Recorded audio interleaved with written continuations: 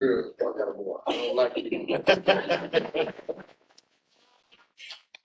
I saw David Whitey with that. You're like George Foreman. On that note, we're going to go ahead and get started here. We appreciate everybody coming out tonight and taking your time and being with us and participating in this project. Just a little housekeeping here. I mentioned just a couple of you. We are simulcasting here. We're in the room, obviously, with you all, and we'll be showing the presentation to you here. But Jara is running the meeting virtually, and we've got one or two now that have joined.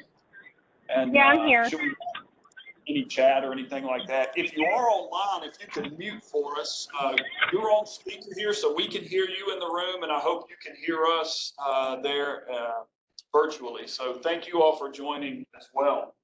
My name is Jeff Hammond. I'm a consultant working for the Nashville Department of Transportation. It is Nashville's newest department. And we're administering the traffic calming program.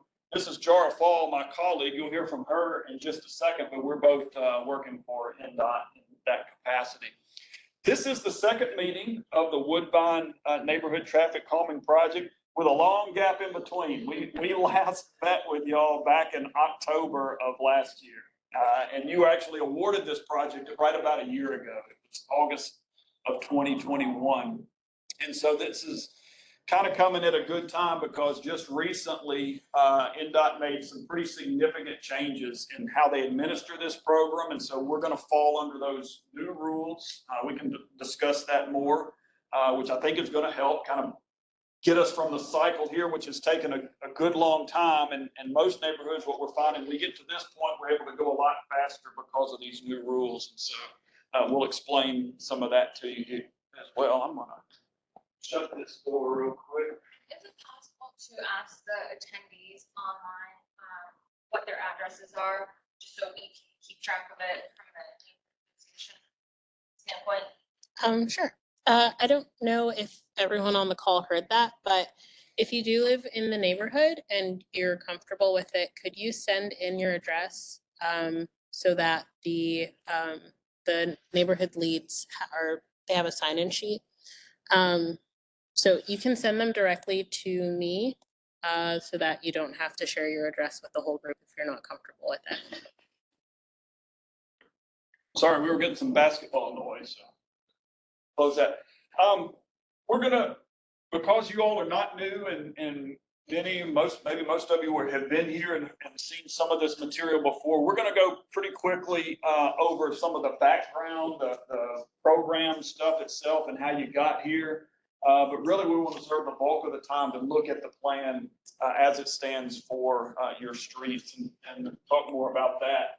But they're going to be following along online. This is a multi-pronged program. Traffic calming is not just about speed bumps and those types of things, but it's a big part of what we do because that's the area that NDOT has oversight. It is the arm of Metro that oversees public rights of way, which is the streets. And so we don't do enforcement like MNPD. We have a little bit of a role in the education component, but people always ask about enforcement, especially. We were talking about it earlier. Why can't MNPD or the police just sit down there and write a few tickets? And that might help, and especially in the short term, but those effects kind of wear off over time, and they got a lot going on. A lot of very important work to do, and they don't have a lot of time to dedicate to traffic enforcement, unfortunately. But we focus on the engineering part of that with infrastructure in the streets. This is a residential program. This neighborhood is unique in that you've got some commercial properties intermingled. You got some church properties. Of course, you're surrounded by major pikes like Nolan's Road. So we really concentrate on what's going on in the residential areas in the neighborhoods. We do focus on physical solutions, not so much of the education. We find these to be the most effective. We're more focused on reducing speeds than we are trying to solve cut-through traffic. That's a very difficult problem to solve. Sometimes if the streets work out just right, there may be some things we can do to discourage traffic from coming through there in the first place, but really our focus is on keeping traffic where it is, not pushing it to another street necessarily, but making sure that it's going to go through the neighborhood in a reasonable, responsible way. And then we don't typically look at problem locations, areas. We're trying to solve the speeding problem over longer distances. Our tools are set up to do that. This is where this neighborhood diverges a little bit from what we've done, what we're doing currently. Currently, we say that we are a street program. When you apply into this program, we collect data on all these streets and we say, okay, you said 4 streets in your neighborhood were a problem, but we only found the data to back up one of those. Therefore, we're going to do that one street. And so that's the current rules. And that's why I was saying earlier, if this neighborhood had come in under the current rules, we would probably only be here tonight talking about Glen Rose, because that's where the data really says, you know, there are very high speeds. Not that there aren't issues on some of these other streets, we understand, but relatively compared to everything else going on in the city, that's where we found the justification. But back then we were saying that got you into the program. Now let's talk about it. Let's figure out, you know, on a bigger scale, what do you all see? So we'll talk about where you sit in terms of the scope of this project in a second. I think that's about it. It is a very much an in-demand program. We'll look at that in just a second. A couple of other resources here. We were talking some earlier about stop signs or, you know, the fact that something may not be understood. The best way to look at those, because we're pretty focused on speed control with this program, but that Hub Nashville is the way you mobilize any resources in Metro. If you need traffic engineers to come look at an issue like that, put it in the Hub. If you got potholes, if you got broken sidewalks, any of that kind of stuff can go in the Hub, and not just NDOT stuff. You know, Metro Water's there, animal control's there, libraries are there, I guess. Everybody's there. So that's a great clearinghouse if you're not familiar with Hub. Most people are by now. We also have some resources there if you're more interested in sidewalk and bikeways, which we know kind of goes hand in hand with this program. A lot of people only want traffic calming because they don't feel like it's safe to get out and walk around their neighborhood in the evenings, you know, and so that's very much a part of it too. But that infrastructure we don't deal with, but Santa Dearman is there, and then you might have beautification questions. So you got that contact as well. I mentioned this is a program that is well loved. It's very much in demand, and so when we put out those 2 application windows per year, we're just getting a ton of response from that. And right now we've got we've got over 400 streets in our system that people have made requests on. So we're looking at a handful, 4, I think, of streets, but that number is probably actually higher because of neighborhoods like this one that said, you know, I'll look at this street, but then we found some others as well. So it's very much a demand issue, and you guys are not alone. Experiencing some of the crazy driving and the stuff that we were talking about earlier, we're seeing it every meeting we go to. People have exactly the same issues. We do have a data process that we put all of these streets through and collect that data, and then weight or rank the streets accordingly, and that's how we decide who gets to be put in the program. I like to say it's kind of 70-30. 70% is safety, and that's comprised of the speed people are going and the number of crashes that it has resulted in. And then the 30% is more accessibility issues. The lack or the presence of sidewalks, the presence of things like this center here with a library. This makes a great walking destination if you can get to it. And so things like this would drive your score up.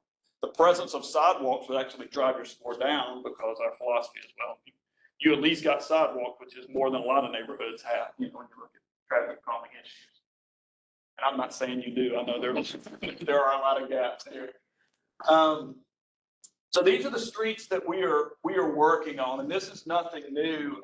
This goes back, you know, to the earlier days, at least the last meeting, where a lot of feedback actually came from the October meeting that got us to this. So Glen Rose, as I mentioned, was on the application, as was Peachtree and Woodson.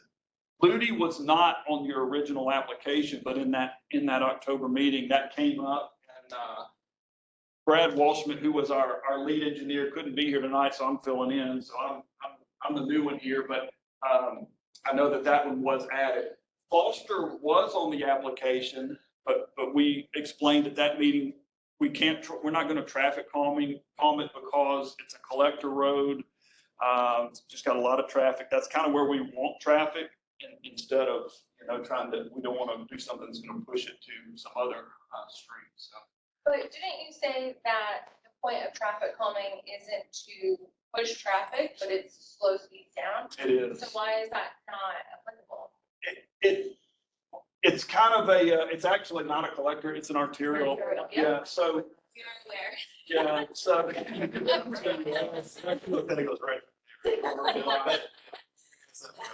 And these, so let me explain what I've got here. It doesn't show up extremely well, but the light blue shaded streets are the ones we're looking at. That's Glen Rose, Peachtree, Liberty, Whitson. The green one was on the application, but we're not looking at it. That's Foster.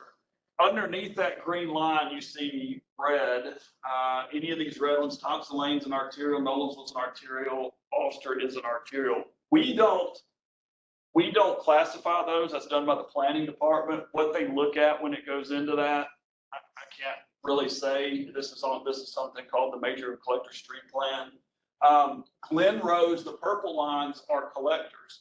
Typically, we don't look at those. And in fact, when we look at our recommendations for Glen Rose, you'll see they're quite a bit different. It's feedback signs. We don't even put the speed cushions on those, typically because it's just higher volume. So a lot of what we're looking at there are volumes more than speed. And if we get, you know, if we start getting 5, 6, 7,000 cars a day, that's when we start backing off and looking potentially for some other. So anyway, that's, yeah, because it's an arterial and it carries as much traffic as it does, we wouldn't, So you said you're not putting it on Foster we would not be putting it on Foster. because it's not enough traffic or not enough. No, it's too much. It's too much. Too much. Yeah, the way it's classified. It'd be kind of, it's not like putting it on Nolensville Road, but by the classification, they're the same classification.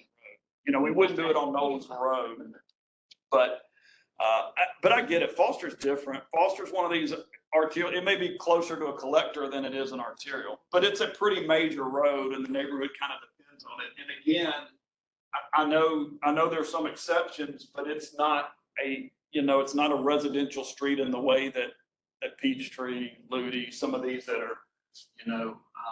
Man, I just knew you were gonna put one on Foster coming out. You're gonna start coming off Nolensville Road. Well, so much of it's commercial up on this end. It doesn't get residential until down around the market. What's that? To Glen Rose is where it's residential. It's all of that is It's residential. residential from Witsa to Glen Rose. Yeah. And then after that, it's industrial. So, and all the setups we're putting in are on the industrial side and not residential. It's a whole stretch in the middle of just houses. There's nowhere to walk.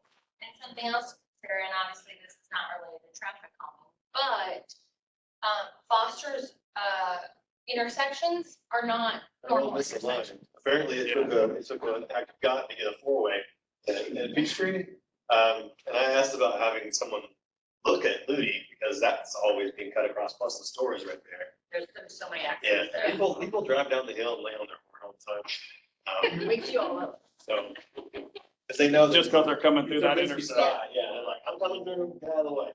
That's all. We talked about that last time, we're like, how do we get like Peachtree aligned? And there's no way because it's a property, you're not gonna be able to rejigger that and buy the property back from church or the county. So Yeah. it is what it is. It's like they're being like empty lots right there, but I mean, that's just us. You're here, so we need to avoid that. I understand. Continue. I understand.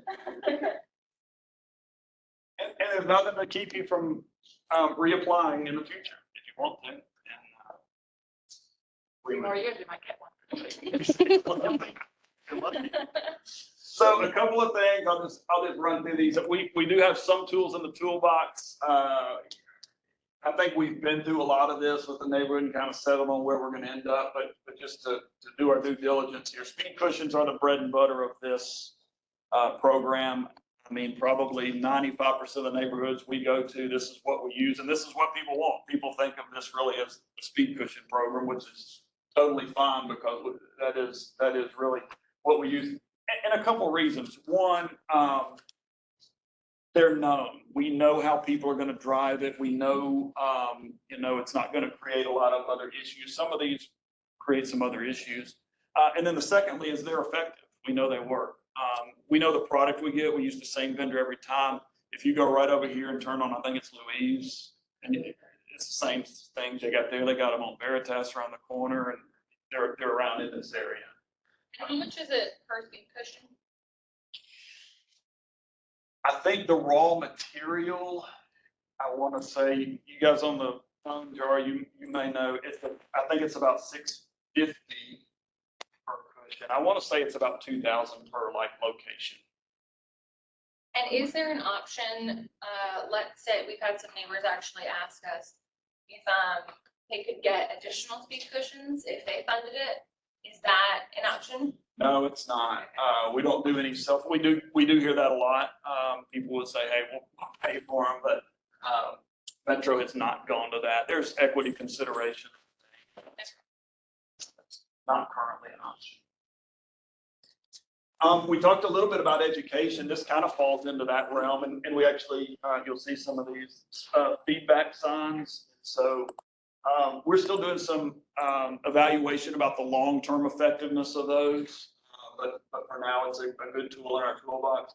And then markings as well. We've used some of these zigzag and strange things before. There's a few of those around. Again, the longer term effectiveness is still need to be looked at for those. What we do mostly with striping though is this concept where we can narrow streets. You all are a pretty urban, dense neighborhood, a lot more so than some of the suburban areas we're used to working in, where it looks more like this. Houses are further set back. You can see a lot more, and that tends to, create higher speeds. Y'all are a little close in. You got great tree canopies in a lot of areas, and everything's a little bit closer. And so, I don't think we have any narrowing recommended. Plus, you got a lot of on-street parking and stuff. The radar signs, does that data get sent anywhere? Is that collected by NDOT? Done with it? All of the ones that are out now, they do not collect data, but the ones that we've started doing probably in the past 6 months, they do have that capability, but it's so new. We're not doing anything with it at the moment, but it's nice to know we can. So we can do those, those kind of evaluations. We'll be able to do that more in the future. Some of that is a paid subscription. Like if you want real-time information, I think they can do all that stuff, but you just gotta pay for it. The nice part is you can go and kind of do a Bluetooth wireless connection and download all the data. Speed tables are just another hybrid of the speed cushion. Just a little bit different configuration. The concept's the same. You still ramp up. The table though has a flat top. It's longer in this dimension. So it's about 14 feet along the road instead of 7. And so that tends to let you drive over those faster. So we use those if, conditions warrant that. We're not using very many of those. Circles are sometimes requested. This is the kind of thing where sometimes you get some unintended consequences. You put one in and if it's an area that people don't go through all the time, Foster might be a good example of this, where you got people coming to businesses and stuff. They don't know how to drive them. They're not sure if you're supposed to turn in front of it or go all the way around it. Then you get issues like school buses have a hard time navigating these things. We're very careful when we use those. We have used some recently. And then chicanes is really more of an urban type of a treatment, to kind of artificially replicate the effect of on-street parking. So it kind of makes you meander through the road. And again, that's not what we use very often. We do have a couple of streets over in the Hillsborough area that goes back a while, but they have those. So just a little bit about where we are to date in this process. This is the slides that NDOT put together for the new process. So it doesn't quite match up here, but it's close enough. And so we're at meeting 2. And so which puts us, right here at the end. We hope we've gotten to a point where, we're very close on the design plans, and we'll be ready then, if we are ready then, to go to the ballot process in very short order. Any questions about that process? We're gonna let Jara's gonna talk to you more about the plan concept itself, but anything about where we've been or anything? On the voting, that on the online ballot, how many people on the affected streets actually have to vote to make this happen? Because for sure, this all goes away, correct? Um, Yeah, if you're short, this all goes away. I don't know if I would exactly put it that way, but the answer to how many people you vote, and Jar may want to talk about the ballot more after the plan, but it's 2/3 of all of the votes captured. If those are in favor of it, we would do the project. And we'll take that on a street by street basis. And so again, it's different from before, where we needed, what was the number, 70%. All property owners. So 66% of those that have passed it, making it a lot easier, and why we opted to go this route versus continuing to collect signatures that we would get 4 in 6 hours. And we've got a slide that kind of goes into a little more detail on the ballot right after this one. We want to talk more about that ballot, because there's a lot of questions about it. We do need to take a little time. Okay, so this is the design that we came up with for your neighborhood. We can start with what we've got going on Glenrose Avenue. So as Jeff mentioned, that is a collector, right? Mhm. Okay, it's a collector. And so because of that, we're transporting much larger volumes on that street. So we have to keep people getting places. So we have radar feedback signs. So we're not doing vertical measures there, but the feedback signs update drivers on what their actual speed is in case they're not looking at their speedometers, and what their speed is versus the speed limit.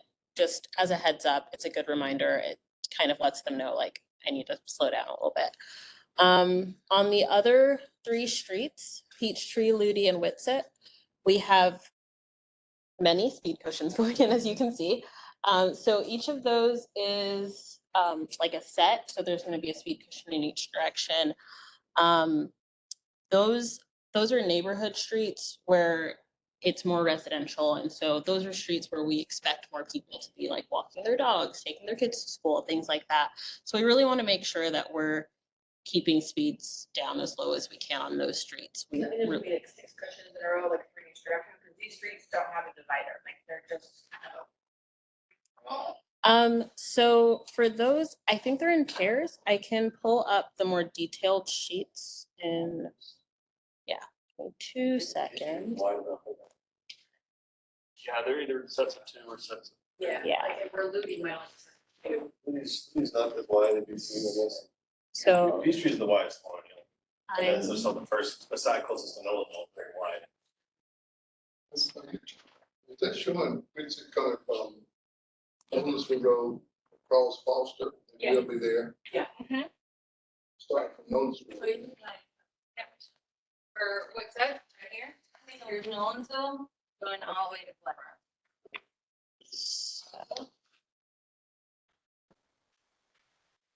That's Glenrose. it's already starting out. Okay. So Started in Ellisville.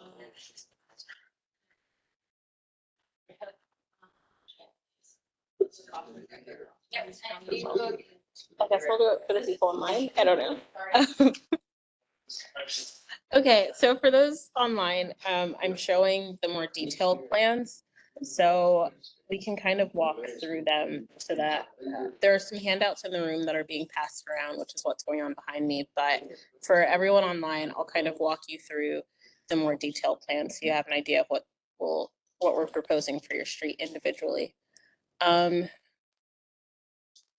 So we're starting with Peachtree Street. Because of how wide it is, we do have 3 cushions going across along the wider parts of Peachtree. And when it narrows, we drop down to 2 cushions. So when we're placing the cushions, essentially our objective is to make sure that we're not leaving enough of a gap to encourage people to try to drive around the speed cushions to avoid them. So on wider streets, we put 3 or we use flexible delineators. If it's narrow enough, then we just put 2. Yes. You said 3 meaning like side by side or? Yes. Okay. So they can't go Yes, and so the configuration of 3 is seen at the bottom of this sheet where you have one down the middle along the center line. That still allows emergency vehicles to use the benefits of the speed cushions and pass over them with relatively little disturbance. Most all these places I have sidewalks on it.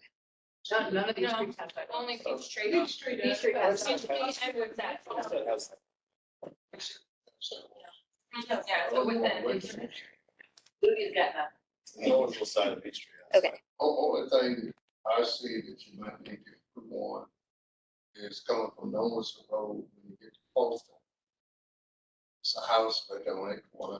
It's a curve to the right. That is so narrow. It needs to be looked at. When you turn left or right, it's as tight as a tick. Just to make the turn. Over. Where are both you sides. talking? Which, on Foster and what? On the corner of, when you turn it on, coming from Nolan's Road, when you get to Postal, turn left or right, it's very narrow there. The guy's fence is right there. And that area is tight on the right side as well. And what's the other cross street? Yeah, no one knows the house. Peachtree or Ludi or Whitson? No. Here's Nolan's though. I'm sorry, I said Wixon and Nolan's, Okay. Wixon and Oh, Postal. okay. Do you talking about? Postal on the corner. The Yeah. intersection, Wixon and Postal, both sides is very tight. Probably gonna have 2 there. By the way. Sometimes if you're going, I'm not gonna try to find if you're going down Foster, make a left on Wixon.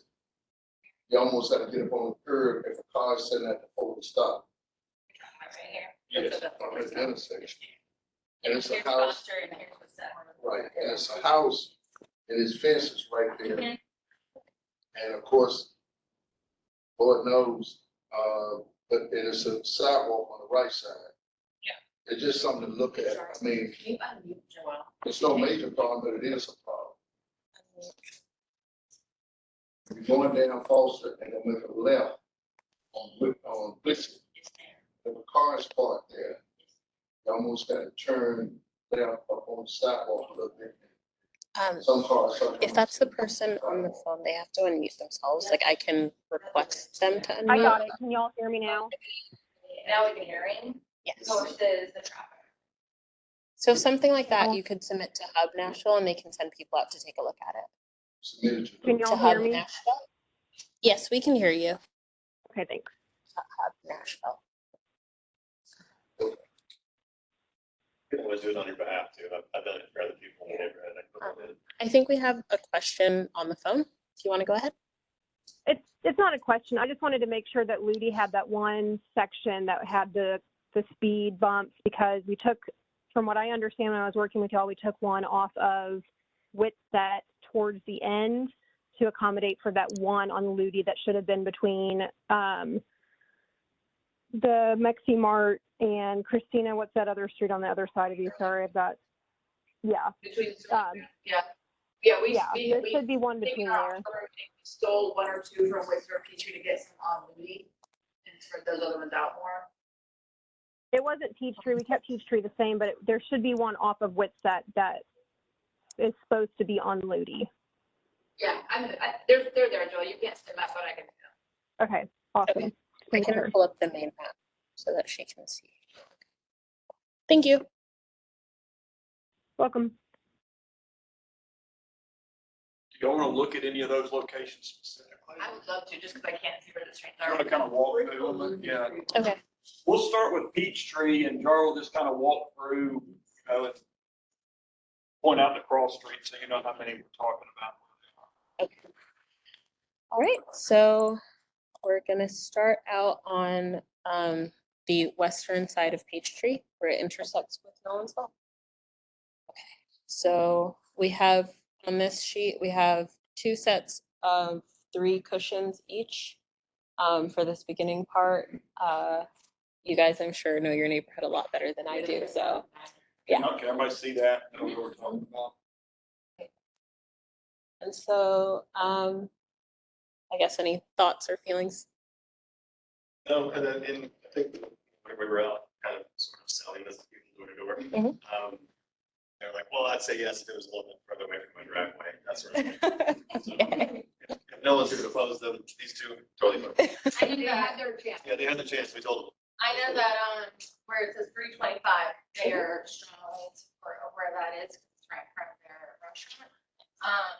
If we go to the next page. What's the next one after the restaurant?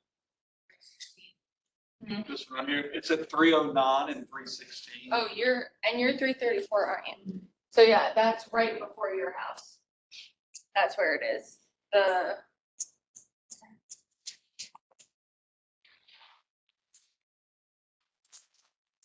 No, it's supposed to be Peachtree. Or you plan to get it type of features like, apple trees or anything of that nature, since it's Peachtree. They don't want my dog, they don't do that, eat peaches, that's all they do. We're gonna leave that to the neighbors to enrich your neighborhood. Put a little tree there, let me landscape there. 334? But I did come see you. Already. That's right before your property. Hi, this is Bill Pittenger from, I'm on 10J Street at the corner of Ludi. Sorry to interrupt. I was just looking at this, the speed cushions there that are close to Nolansville Pike on Peachtree. Yes. How far away from the intersection are they?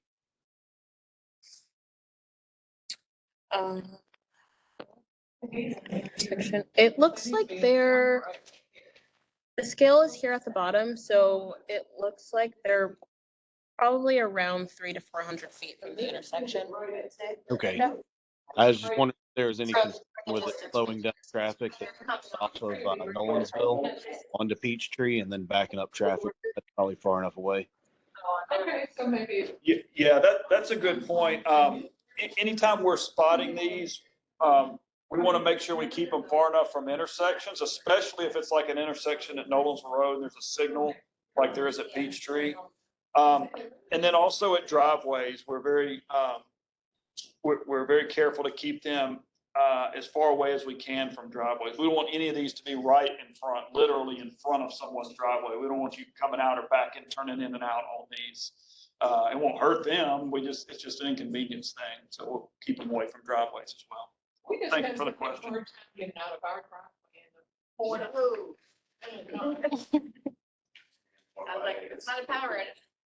There we go. Yeah, and so that speed hump right there, essentially right before your house, pulling from people coming from Nolensville, it's gonna slow them down to go over. And then even when they're coming back to you, they're gonna see it, because it's also gonna be vertical signage as well, saying speed hump. right? Yes, you can see that. So then That's they're what those gonna have arrows are that pointing to. forewarning, telling them, there's a speed hump, you gotta slow down. Well, I think something to keep in mind is that if these traffic measures didn't work, they wouldn't be wasting all this money on it. But I just think it needs to be a bit color to come down the street. You know, Away from Nolansville? I think some people have kind of said the same thing there, that they kind of expected one to be after the four-way where, on Peachtree, but maybe up there. Oh, with like that after cross- Burbank? yeah. road. where it crosses. There might be one, I haven't gotten to Burbank on that map I think there's just two on this end and then there's not Yeah. any more after. There's not even more after. So you get across Foster, then there's more. I think what that other street is. But I think that they're leaning on the stop sign being there and Which one? Yeah. It's Andrew Thompson, Wakeson. get around all the time. Here we so have Burbank. I don't have a whole lot of confidence in the stop sign being part of your plan. But, That one's still on 4. I know. Well, I know as you come off of Nolansville, you come down the little hill, and I think the idea is trying to catch them. Well, You're coming into the neighborhood right then. The first one's perfectly placed. Yeah, I think the first one's fine. It's that second one needs to be a little bit closer. So after that second set, there's not another set on Peachtree until after Foster. Yeah. I will say, having lived on Peachtree, a speed hump in between Nolansville and Burbank, and then one after Burbank to Foster would be great, because people do not stop at that Burbank stop sign.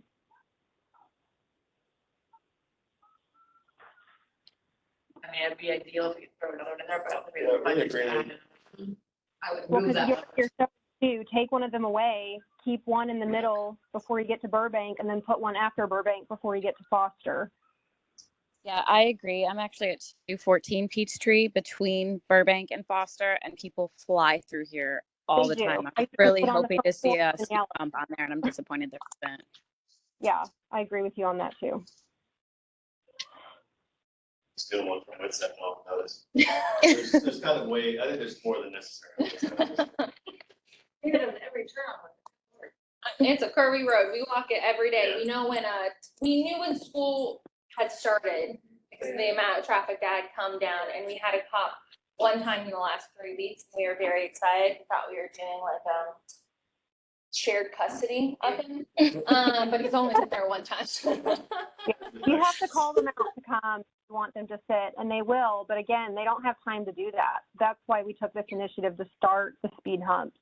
Because I've also walked the neighborhood. Christina and I both have as well. And there's times where I'm with my child and my dog, and we've almost gotten hit because they're just zooming down Peachtree. It's insane. 40 miles an hour. Yeah. You're being kind.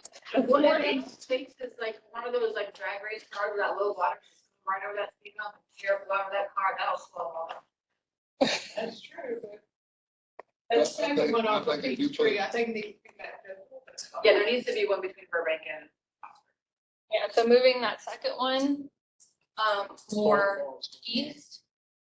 And then potentially, and have it in the, have it in the budget, add another one, or potentially take one from Woodside between Burbank and Foster. One good thing is if you put one out, it's gonna make a big difference. Yeah. That's gonna be very, very good that you're doing this. Chapter Street. Yeah, we Yeah. spoke to, oh, I'm sorry. You have to realize, you ain't gonna satisfy everybody, so Yeah. you gotta put me in and just move on. The 10 of us between the phone and here that showed up, we get to say. We spoke to some neighborhoods in Green Hills, because we saw that they had recently gotten them. We asked the neighbors, Brilliance, or what is it? brilliance. Whatever it is. We asked them for their opinion on these speed humps, and they all loved it. They said it's helped tremendously, that it's gotten people's attention when they're driving. So it's really made an impact in terms of people realizing what's going on, so. And they are pretty smooth, they're not like, bam. Not like 100 Oaks. Like, not a bumpy road, pretty smooth, just make you If you drive aware. 12 south, they have them, and they're not like actual speed humps or cushions. And Yeah. the only way you're going to damage your vehicle is if you're going 60 miles an hour flying over it, you're going to bottom out. Yes. Really quick, you guys, Ed has had his hand up online. If you can give him a minute to just speak his piece or ask a question really quick.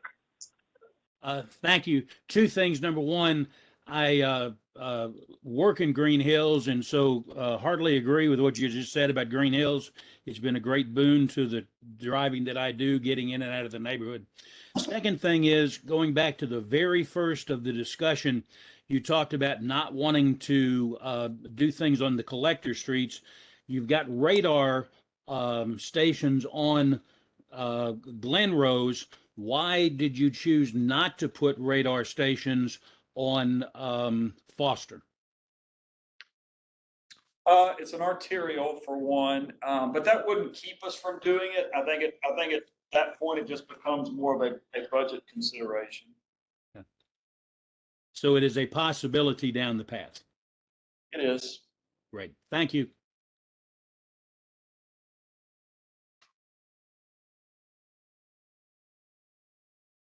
Go back to looking at Peachtree and make sure we got it. Let's do it. Okay, so online we're on sheet 7. Yep. Okay, so we have one right after Foster, and they've heard your feedback, and we'll look into possibly an additional one in that area. On that one, I know that, yeah, I think it's right after theirs. I think it's a good compromise. yeah, they were fine with that one. All right, next up, We have two more in this section of Peachtree. For everyone, as a reminder, there's a stop sign at Sterling Boone, just on one, to go in one way, forget about the other way. Yeah, Sterling Boone has the right of way, which is great. Mhm. You can turn left without stopping, but you have to stop on the street. And then that stop sign also gets run all the time. But yeah, I think those are appropriately spaced. Mhm. I agree with that.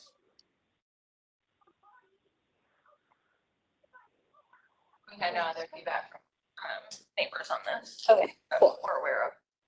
All right. Would you like to look through the other streets as well while we're here? That's my call, I think. I think Ludi is definitely important just because it is so, the gaps are pretty big between them. Yeah, this is where we had less because we had to steal the budget from other streets that you could get them, and we added Louis as on 4th Street.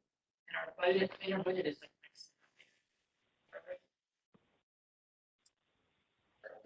So So there's one between Foster and Miller, Ludi now. and then one between Miller and Sterling Boone, which I think makes sense because people speed like crazy. So Joelle, one's in front of Jen's house and one's in front of the new build.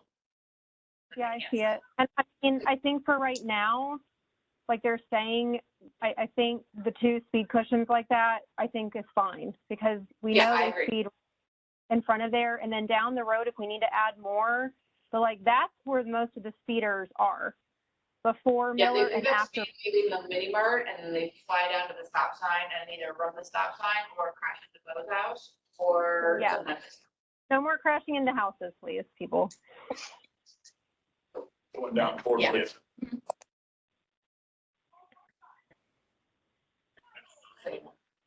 At least knocks them down a little bit. before Yeah, they that's a come to wide, the- that's a wider road, Yeah. and that's where most of our drivers drive down on that. Yeah. I think that could be used there too.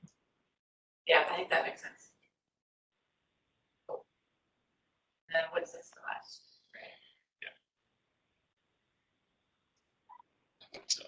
Throw the church is a good spot. Are we going through it? Yeah. Another thing, when you doing these things, we can give you some rough ideas, but at the end of the day, you start putting them in, you're gonna see something totally different. So, you know what I'm saying, driveways, locations. Oh, yeah. It's more like a general area, right? There's- But I think these have been spotted in. I mean, if you look on these plans, we know it's 40 feet east of the driveway at 316 Winston. So we're pretty specific, right, where we're at.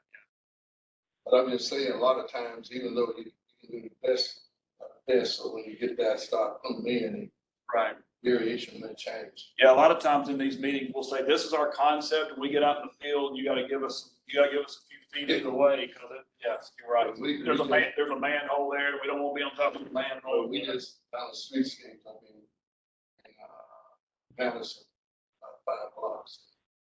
And the plans came out one thing, we started putting them in, give an example, one lady just came out, and told her hell, she didn't want a tree in front of her house. So when we finished all the landscape, tree $1,200. And she come out and raised, told her hell again and said, why didn't you put a tree in front of my house?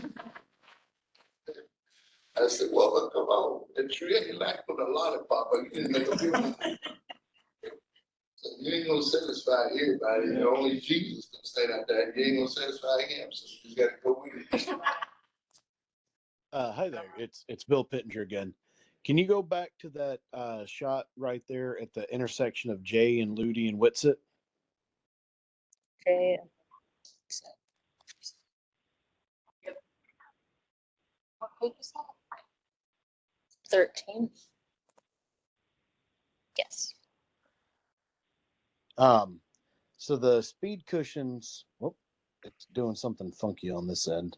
The speed cushion right there next to 8 Ludi Street.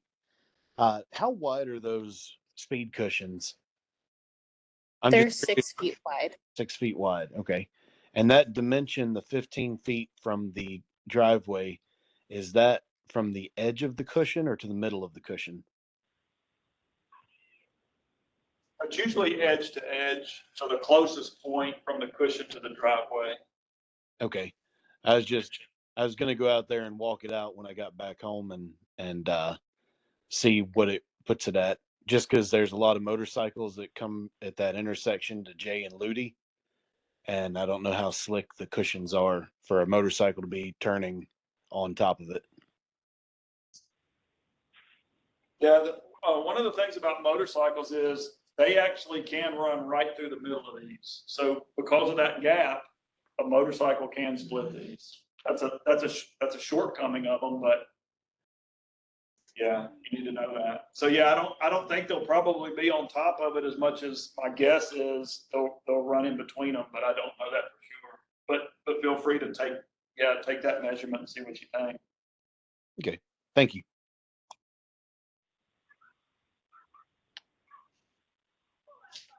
I think we were at the beginning of what's it? Yeah.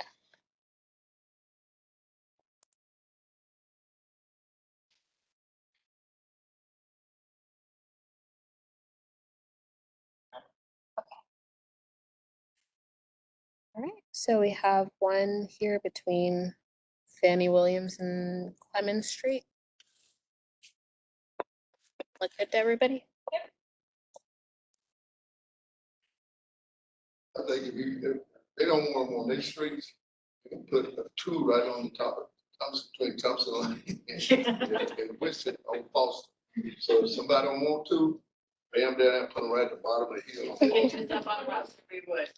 You know that. Did you put in the vibrating, like the raised paint, vibrate strips to? That would take So you drive by rail. anything. On the arterial. Traffic engineering would look at that. Yeah, I mean, they're noisy. I mean, There's that's no the one to whole live point. there, it's just office Yeah. and stuff, so it's. Normally those are used like in advance, like if it's a crosswalk or maybe a stop sign, something you need to call attention to. Just doesn't seem like those guys. So over here is the elementary school. Yeah. Which, And this figure right here. Okay, cool. Okay.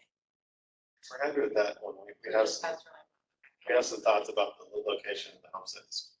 I don't remember exactly. What are because realistically, this is part of what's at that is commercial. And we know for a fact, just seeing it in the mornings, that, the trucks get on the sidewalk, when they're turning out from their properties to get onto Whitsett. What sort of impact do the speed cushions have on those, what are they, what type of trucks are they? Like a box truck. Well, I mean, Quick Clean has something gigantic, I don't know, it's a gigantic metal cube rectangle, it's pretty heavy, I mean, I think that's what's ruined the sidewalk in the church, is they had to swing it so wide, they've driven over it, so many times they've crushed it in the sidewalk. Yeah. So I don't know if there was anything, because right along there, that's all industrial stuff, and there's some pretty big machinery that comes through, is it gonna just trash these in a couple of years? We don't think so, but if it's hitting it at weird angles and turning on top of it and stuff, it's probably not great for it. Yeah, I mean, if there's turning happening in that area, we may want to move them out a little bit, but just driving over them shouldn't have any impact. These things are built for that. Does anybody know what direction their buses come in or how? They may just be all over. School buses. Both ways. They'll just all over. I would say that, just based on that information, I would, move, it says it's 55 feet, but these trucks are big. The one on the left-hand side, I would move it more west. Where's the property you're talking about that has a lot of trucks in and out? Oh, yeah, they're all, it's all. There's like- We had some discussion earlier about, commercial property and you can put these in front of it or steer clear of it and all that. I mean, We'll is look- there Encourage one putting it where there. would make sense to move that to the section of Peachtree between Burbank and? So I still think it's needed, based on what we see in the morning and people whipping down. Yeah. I would just say give more than 55 feet from the driveway of that to ensure that when they're turning, That's a good they're point. not hurting it. Yeah. Like, they're paying for all this. I want it to stay there. And if any of them Guys. do get damaged over time, This is Grant Evans. I'm on 234. You can see on the map right now. I think based off seeing all the trucks come out, that is a fairly good location. I mean, most of the trucks coming out of the place directly across are going left. Because it's a HVAC place and they're usually going out to Nolensville. And the irrigation place is right outside of that, and they have enough space to like turn and get straight up with those. So at least from my opinion, from being right there, I think that's a decent placement. Great, thank you. And then how are they down by the school now? As we get further down, what's the next? The next page. Next page. So one right before the school property, one at the initial roundabout of the elementary school, and then one before the next, I guess, the parking lot entrance. It's right inside the when we drop off. So that's a good spot. Well, that's where the buses go, that loop. Yeah, it's at the drop off, but like people aren't gonna go. Mhm. Right back out, just right the home. It just makes them take those Yeah. curves slower. Yeah, which is needed. We hope not. Yeah, we hope not. You never know. It's instead of going to some donuts too. Yeah, I mean, it's hard because you look at what's from the higher map, you're like, wow, that's so many. But when you get down to the closer level, you're like, oh, that is where they speed, that is a semi-blind spot. I mean, here, there's a sidewalk between Hartford Drive and along there, and we have to ask the city to cut back the trees because kids can't walk to school.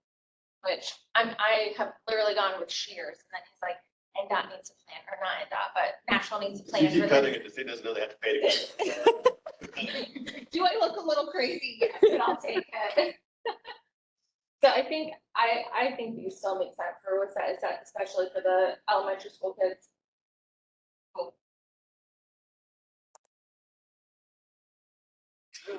Well, we missed the whole section of it after we did. Yeah, So it actually cuts left. 69, what's that missing? Well, we have So there's only, the old one. yeah, So but, they're not using the keep here. Oh, okay. so there's only one on that stretch. That's a pretty long stretch. Yeah, I mean, I got them around the school, so that's what I put in priority. So it's showing there's two, so we're missing the track. Oh, here it is. We're missing one more road. No, it's. There's 75, there's 67. And then there's what's that? I think it was just, we were just too high up. You know, sure they're going on Jonah, right? Listen, I'm asking you, maybe Joker start tighten them up on one street, they start running on another street. Like you may just need to put one on there somewhere. Well, you got the stop sign for the fire department. Yeah. That'll kind of slow it down. And we really picked the streets that really kind of went all the way through, what people were cutting through versus like, cause Joyner doesn't go all the way through, it dead ends at Miller. So. We also picked the most traveled streets. I mean, these are the streets that are the most cut through. I understand what you're saying, that they're gonna try to go down another street, but the thing is, it just makes it less desirable for the neighborhood. And years ago, when I started looking at this as a whole for Woodbine and kind of championing for this, I took into account all the other neighborhoods that have done this, 12 South, some of the Bellevue area ones. I attended the meetings and looked at it and really sat down with NDOT as well and asked them to help with that. And like you said, Foster, I would love to have something done with it, but the fact that it's arterial and they see it kind of like Nolensville, they can't for right now. That doesn't mean that's not going to change in the future, like 12 South. But I mean, these really were thought out, and they did a great job doing the studies. You know, it wasn't just willy-nilly them picking these streets. They actually sat down and did the research on them, which, I mean, I appreciate you guys doing that. I know that took time. Yeah. Well, let's go to the next phase of this, which is, moving towards implementation. And if anybody in the coming days, has thoughts or anything and wants to send those to us, feel free. But We're soon to move into this next aspect. One second. I do have a slide just to talk about this balloting process because it is important. So the plans that you just saw are going to be uploaded onto the NDOT page. And so when a person gets ready to go vote, they will be able to see all of that information. They'll be able to flip through all of that as a PDF, and they can look at those locations, measurements, and all of that. Because we want people, when it comes time to vote, to have all the information that we can possibly give them. So a little bit about the ballot here is we are going to actually ballot anyone who lives on one of these 3 streets. We won't be balloting Glen Rose because Glen Rose doesn't have that raised component that all these others do. So that will just be done. But the other 3 streets, Peachtree, Ludi, Winsett, we will be balloting if you live on one of those streets within the limits of the project, or you live on a corner and your property line touches the right of way of one of these streets. That's how we make that determination. So on this slide is a snapshot of the Ludi project, just because it's the smallest I could fit it all on one page. Even that one is still like right around 100 properties we're talking about. So these are substantial linked projects, and there are going to be a lot of ballots going out. You might notice up here at Foster, we didn't get that one corner property. That's a commercial property. We usually steer clear of commercial properties, church properties. We're not going to ballot MNPS, and get their thoughts on the school. We talk to them at the beginning, and so they know we do these kind of things. But and then you see a couple of little ones that are now two units on one parcel. We'll ballot both of those units individually. And what we'll do is send these cards out like you've got in the upper left-hand corner. It's got a QR code on it. It's got the web link. If you don't like QR codes, it's also got a phone number. If you don't like any of that, you just want to talk to somebody. That's me half the time. And you can take any of those methods and you go in, and if you do use the QR code, it's going to take you to a Nashville.gov ballot site. And all we really are asking is your name and your address, and we're going to put a unique little code down at the bottom of that card. And that's how we know it actually went to the address. And this is the person that was intended to get it. And then we're going to send that, though, to the owner's address on file. So if you live on Peachtree but don't own the property, you might never see this. Okay, we're sending it to the owner of the property. And you're using the tax property record. And we're using the tax property owner record. So it may be in California, it may be in Michigan, and they are. And they are. Yeah, all over the place. So for that reason, we give 6 weeks. That's one of the reasons why this is a little bit of a longer process, 6 weeks. But hey, it beats 6 months, which is our petition process. So the other big change from the petition, as we talked about, is we're now not looking at a set number of being 70% of all the owners. That's what it used to be. And neighborhoods, would work, and you come to find out it's kind of impossible. In some neighborhoods, I think it's literally impossible just because there aren't enough residents living there to get that. But it's 66% of the votes that we get, just like a normal election. If 10 people vote, we're looking for 7 of them to be in favor. I think that's it. This is the first time you haven't been able to vote against the plan before. We think it's fair to let people vote against the plan. In the past, we just didn't have a signature. We didn't know if that meant they weren't home or nobody lived there, or they were actually opposed to the plan. Now we know that, so that's helpful for us. And then, like I said, you get a 6-week ballot. At the end of 6 weeks, the nice part is we're done. You're not going door to door. You're not following up trying to find these people and all that.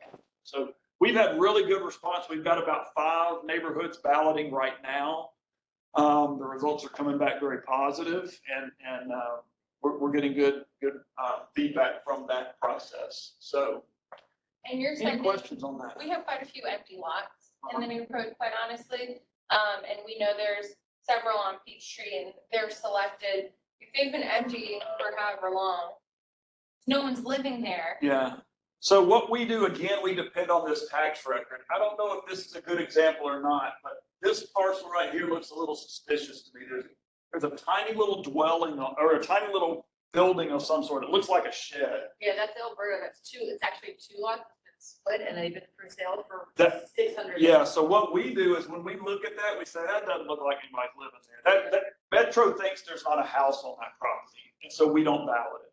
We will do this one, which I assume that they're all under one ownership, maybe, I don't know, but we would do that one. We would do all of those, but if we find something that Metro thinks there's not a property on it, we don't ballot. Okay, so, because we live there, that is an empty lot. These 2 are empty lots. Next to the empty lot is a vacant house, which is owned by the person who owns the lot next to our house, who actually runs the store. But that's, we're just getting into drama there. If you own multiple parcels and Metro thinks it's a parcel, and we don't go and drive this and knock on and figure out if it's vacant or not. But if there's a house there and they're paying taxes on a house and they own multiple, they're gonna get multiple ballots. But they get multiple votes, so if they all get Yes. to vote no, they can sue Yes. everything. But, so like I said, this one is a completely empty lot. They demolished in 2016 or so, that one. Is it- So that's empty, We wouldn't ballot that but it's yellow. Well, it's just the. that's Oh, this is what we start with and then we Okay. read through one. afterward. I can't see if there's a parcel on that. Okay. Otherwise, I would have pointed to one of those, but I can tell on this. I mean, this is vastly improved versus the original list, which we have right here. The original list was listing so many things, we weren't sure if we should. It Yeah, was- we redid you guys' It list. gets, and it will get tricky again when we get to Whitsett especially because there's so many commercial properties. We will, it's a We're happy couple to of, do the work for you. no, it's a couple of clicks and Metro Planning will tell you what the land use on the property is. And if it's, if it's a quadplex, duplex, we're gonna ballot those Yeah. based on the owner. If it's a convenience market, we're not going to. So just for, you guys might not be able to see it, but this is Ludi and it had other properties that were not part of it, that were on the, Yeah, we all used to the, get all all this the stuff. circles. Exactly. And so, and they also, like you said, removed that because it is commercial, but if you guys need help, we have a list and information there of what's commercial, I'm happy to take that on. The part will be where you, or on your real estate agent who has access to it. Even Well, then, we went on property records and then we were knocking on doors and finding out, no, I rent this house. Okay, where's Yeah. Jim? We have a lot of the. Happy to, So then what's next? Everybody votes yes. What's next? So we'll put this out and then 6 weeks later, we'll come back and look at the results. And if it's yes, then we will go ahead and order the materials. That has been taking, probably, it could take 8 to 10 weeks just to get the rubber back in. And then it's scheduled to go to construction. So right now, these neighborhoods that we're doing right in this time frame are probably going to be getting ready for construction kind of at the end of paving season in the cold of the year, which is a good thing actually, because the construction company that does all of our striping, putting lines down the road, they're the ones that install the speed cushions. They can't stripe if it's colder than 50 degrees, which makes wintertime a great time for them to do this kind of stuff. So we're hoping we can get all this done and we won't have any delays once the material comes in, they're ready to go install it. We hope we're, in that January, February time.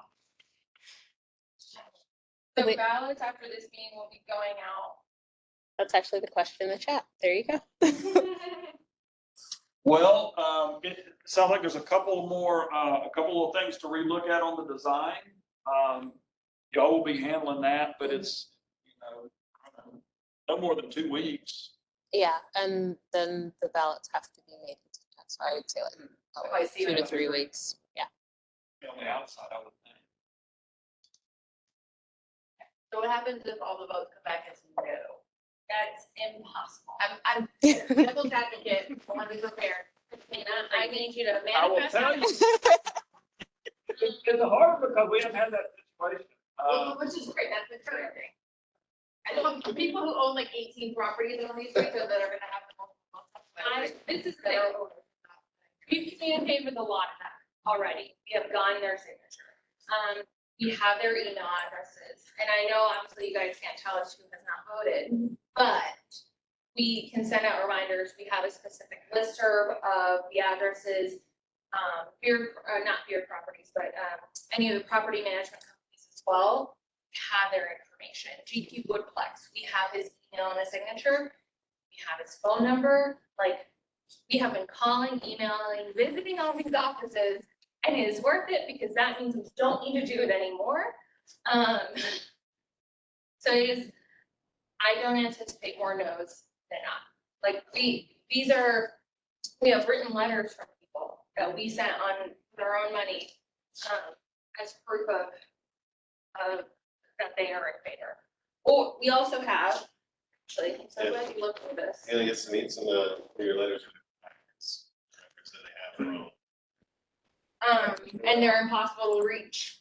Clearos LLC is, or 103 Ludi does not exist, 58 Green Mesa, what's the number of that lighthouse? The nice part about that, if they don't vote for whatever reason. It doesn't matter. count. That's the good part. It's not one. So if somebody doesn't vote, it doesn't count again. Doesn't count, yeah. Is this gonna be readily available for people that do get a ballot? Because I mean, you sent, the same people got notification of this meeting that are also gonna get ballots later. Right. Can they go educate themselves before they vote? Or are they just gonna chuck it or say, no, I don't like that? Well, I mean, when they get this card and you go to this thing, the first thing at the top of that page is see the plans here. Other than that, I mean, we don't do any more advanced things. There's a big red stamp. I wish I'd have brought the card. It's like the big red stamp on that. Yeah. But it said, it's on the back and it says, even if you sign a petition, you must, do this vote thing, just to try and clarify all of that, because it's. The feedback that we provided on that postcard is actually going to be listened to. While our council person isn't here today, she did give some feedback that postcards are busy. And obviously, we understand that there's so much information, and so you want to spit it out. They actually read it. I didn't see the feedback, Brad, I guess. We got some feedback from them, and we also got feedback from at least one council member on the card. So we are taking the feedback. It's just we have a lot of things going on simultaneously. So it may not be on your postcards, but we are taking the feedback going forward. So Do the postcards get sent out in Spanish as well? at the moment, they just get sent out in English. We have a very high population in this area Yeah, it would be great to out in Spanish as well, because majority of our neighborhood is Spanish. Oh, so we have, our five languages in the council are Burmese, English, Spanish, and Arabic. I forget the fifth one, and obviously it's sort of impossible to know who needs Spanish and who doesn't. But, some sort of indication of, I don't know if it's another QR code that says multilingual option or something like that, just to offer it, because hopefully they see the NDOT, they see the government. But like everyone's saying, we have a lot of multilingual. We hear that. We have a half page in Spanish and a half page in Arabic. That's like a summary, but that has not gotten put into that, I think the best we could probably do is to have like you're saying, a statement or something, but we can send that feedback back to NDOT, but it's difficult to get a lot of translation services. Something as simple as want Spanish, and it says, I know, like 2 words, here's the QR code. We did have the call number going to the hub, which I think they're more equipped to do stuff like that. The problem with that is they're not as knowledgeable of the program. Yeah. So it's like, it's a bunch of handoffs any way you look at it. So we've got to go to the program manager. He's very knowledgeable about what we're doing, and then if they need Spanish, I'm sure he can get them to where they need to go. Yeah, I mean, I speak Spanish as a second language. I've literally spoken Spanish to the neighbors explaining it. Let me tell you, I don't talk about feet cushions very often, so I have to. Do they get it when they know what you're talking about? Yes, but I've had to refer to the song Despacito to remember like how to explain the speed cushions. So it's definitely been a challenge, and I don't speak Arabic, sorry, or Burmese, that's not in my repertoire. But I think having at least those options of another language or something else is gonna be impactful, because our neighborhood is so mixed and so diverse. What else is, anything else exciting happening in this part of the town? Metro will do? Was roads or? We were talking about those sidewalk projects. The one on Foster is still on the books. I'm not sure exactly where it is. Everywhere but the road. What is the furniture store located? The what? You don't know? Furniture store. Something. Go up on Thompson. They're putting in a mixed use condo. Oh, there's Yeah. 399. Yeah.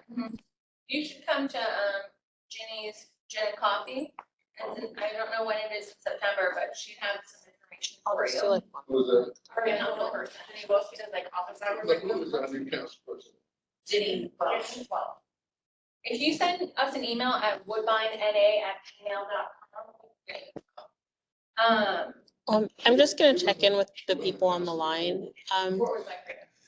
Does anyone on the phone have any questions about this before we wrap up? No, it was, I'm good on my end. 10 penny. Okay. It was 10 penny. 10 penny? Well, in that case, thank you to everyone for attending. And we'll be getting ballots out to you guys soon. If you guys have any questions on there, feel free to reach out to woodbinena@gmail.com. We're happy, especially any feedback that you didn't have an opportunity to give. The co-presidents are working closely with the consultants. Yep, that's correct. Thank you. And a couple of people signed in, so I'll give you the addresses. Is it possible that sponsor to put more speed signs up? Just it's 30, 35, like, is that?